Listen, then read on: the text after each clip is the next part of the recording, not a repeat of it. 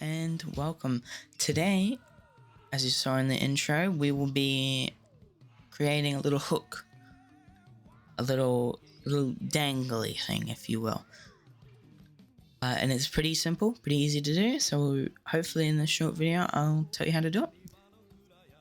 So for starters, this isn't with any characters or anything. You'd have a properly modeled body or whatever you want it to attach to, and then whatever you want to be attached. Then we also have this simple animation to display the physics. So end goal here is to have this follow along with the object and have some dangle around, flop around, whatever you would like to call it. Very important. Origin has to be where you want it to dangle from. Pretty simple. We'll move our 3D cursor to the origin and add a plane with Shift A. We will. This is basically a hitbox, kind of, except it's not a box. I guess a hit plane. We want it to line up with our hook object, which is pretty easy. So probably you want it to be the same size. Because this is what will collide with our body here. Then you want it to also be where it's going to collide the most. So, whoops. There we go. Okay. Let's have a look. See? Just a simple little plane, and it's really our main physics thing. Now we'll want to parent our hook to that hitbox and parent our hitbox to our body. Now that we've done that, this should follow. Yep. Perfect. Take it back to the beginning again because this. Well, actually, we'll hide the hook. We'll take it to the beginning because this uses cloth physics. Just before we get started, though, we will create a pin, a vertex group. And we'll assign the two hook, we'll assign the two hook vertices to this pin. Now, let's add the cloth physics. We'll just use the template sort of preset thing of silk. Doesn't really matter. You'll all work it out yourselves of how you want it. So for physical properties, we want it to be pretty light, so we'll do 0.1 kilograms. And this is very important.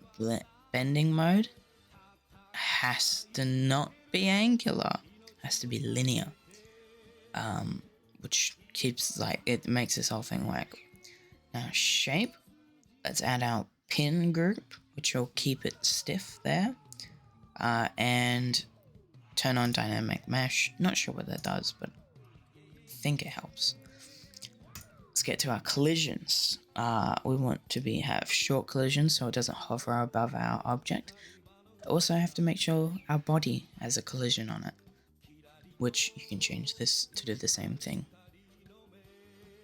Now that we've got this all sorted out, we shouldn't really have to change much. You guys change it to whatever you want it to be. Let's have a quick look.